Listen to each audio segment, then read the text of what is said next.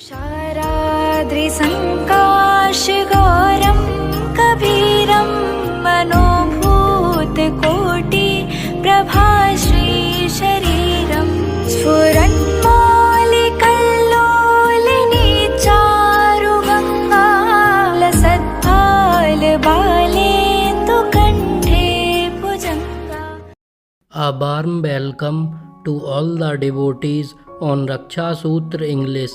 We are going to narrate wonderful holy stories to all the devotees from the book Miracles of Love by Ramdas ji, an exclusive devotee of Maharaj ji.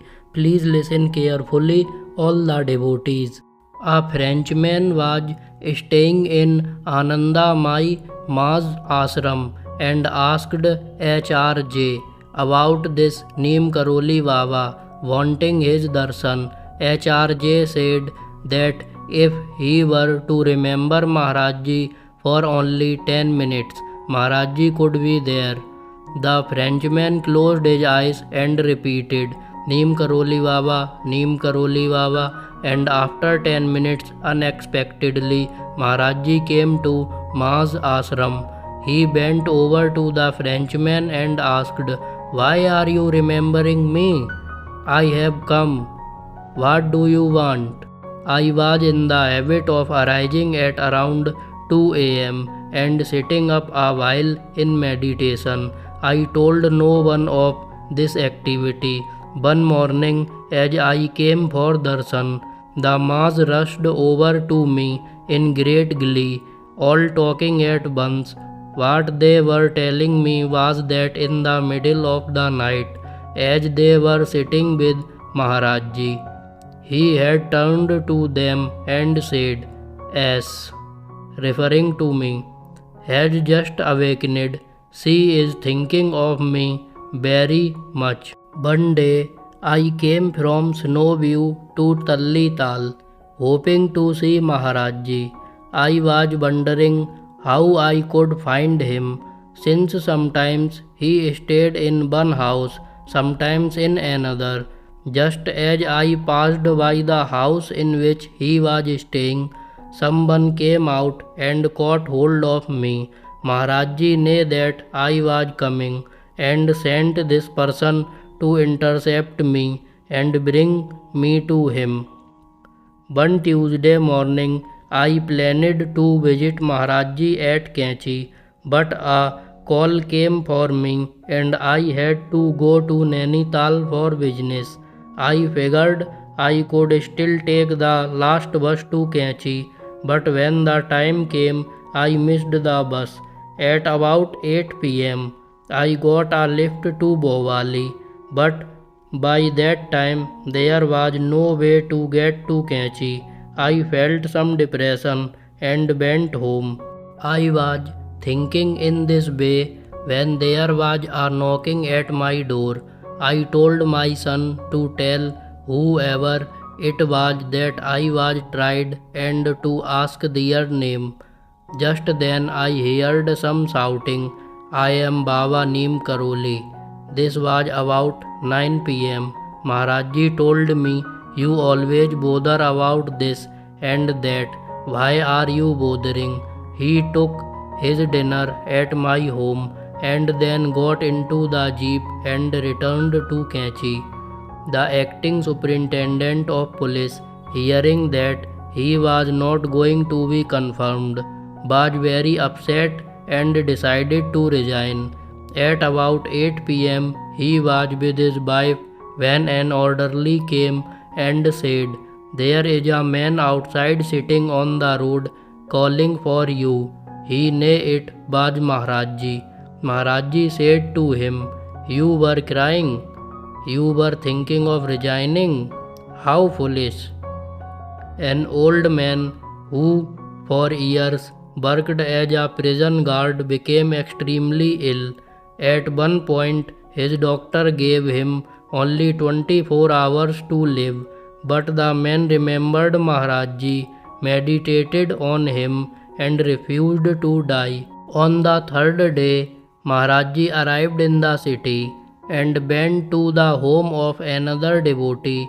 He said to him, There's an old man living near here.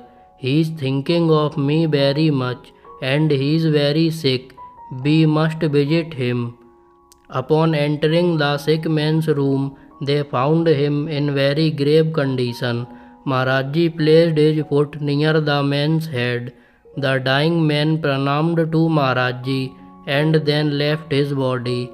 Maharaji said to the other devotee, "He was remembering me very much." Darshan was given, then finished the end.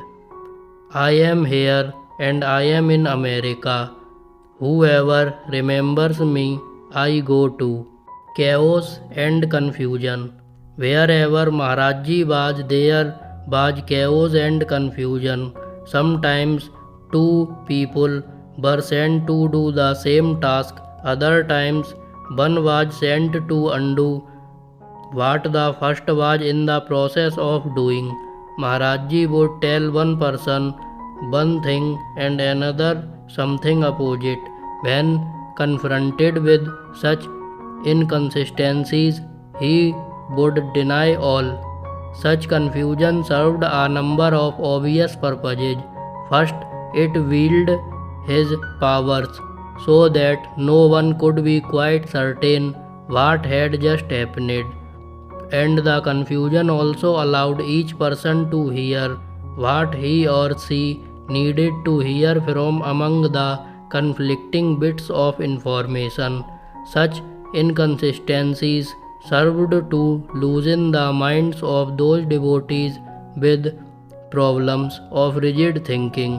From another point of view, one could understand the confusion as a reflection of the fact that Maharaji was not just one person. As a mirror, he was the reflection of whomever was thinking upon him, and he was conscious on many planes at once. Thus, one statement such as, "I can do nothing," might be followed moments later by the statement, "I hold the keys to the mind. Everyone is my puppet." Appreciating this dimension of Maharaji made one delight in the confusion. Two long-time devotees were told that they would be able to find Maharaji at a certain temple on the banks of the Ganga. They went there immediately and found him. He acted as if he would never seen them before. "Who are you? Where do you come from?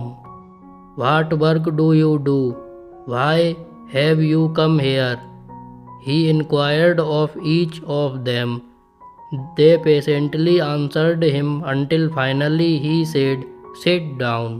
Key to the Mind section is long, so further stories of this section will be narrated to all devotees in next episode. To listen the wonderful holy stories of Maharaji, please like, share, subscribe the channel, and don't forget to ring the bell icon. Write in the comment box, Jai Neem Karoli Babaji Maharaj.